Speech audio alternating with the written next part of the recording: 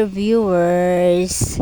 Ngayong araw ay masayang masaya si Sofia at saka si Jason.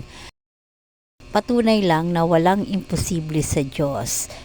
Lahat ay posible. Kung sa tao ay imposible, ngunit sa Diyos ay walang imposible. Kaya nga ay papunta kami ng Caloocan para doon kukunin ang motor.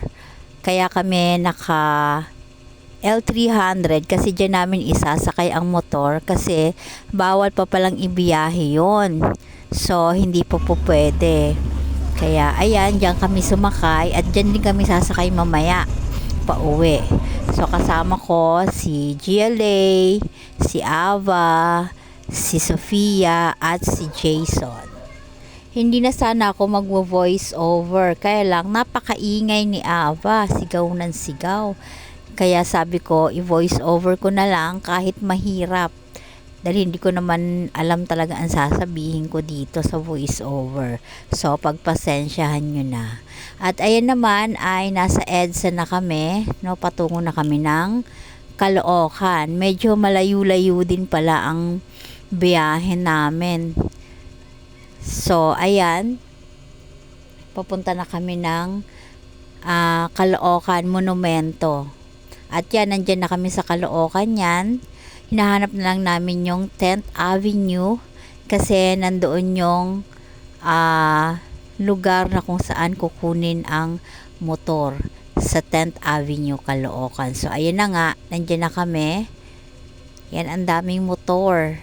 No? So, meron na silang alam kung ano ang kukunin nila na motor.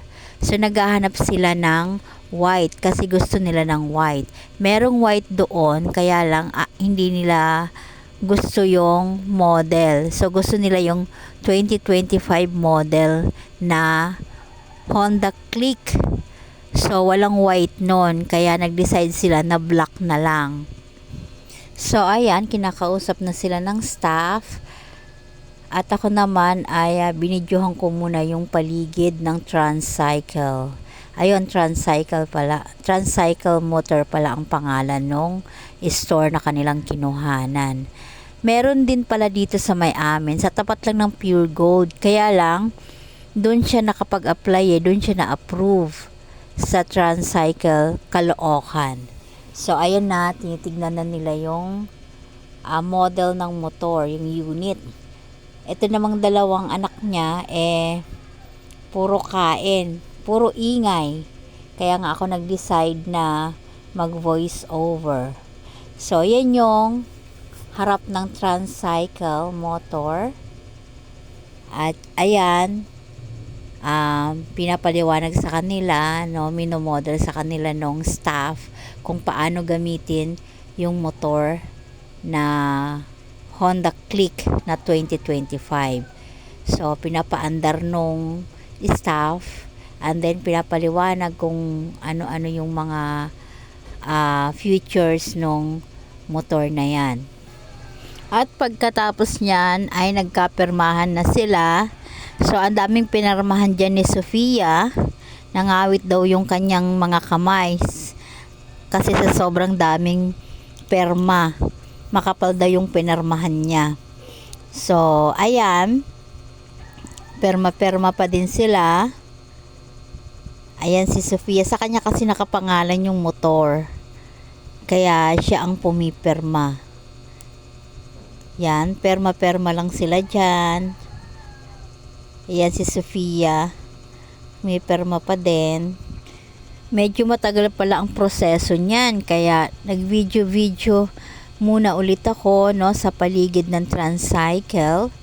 At nakita nyo naman si Jason ay inaaliw yung kanyang anak na si Ava kasi nga maingay, siguro nagugutom na. So, yan yung nakuha nilang unit, no, yung Honda Click 125. At yan nga isinasakay na sa L300 kasi nagkaayos na sila, nagkasundo na, nagkapirmahan na at nagkabayaran na. So, ayan, sinasakay na yung motor sa L300. Yan, mabigat kaya maraming tao ang tulong-tulong dyan para maisakay ang motor na yan. So, eto na, pabalik na kami ng aming bahay at thank God dahil although medyo matagal ang proseso, no? Okay lang dahil naman nakuha na ang motor at safe and sound kaming nakauwi ng aming bahay. Kumpleto kami at thank God talaga dahil walang imposible sa Diyos.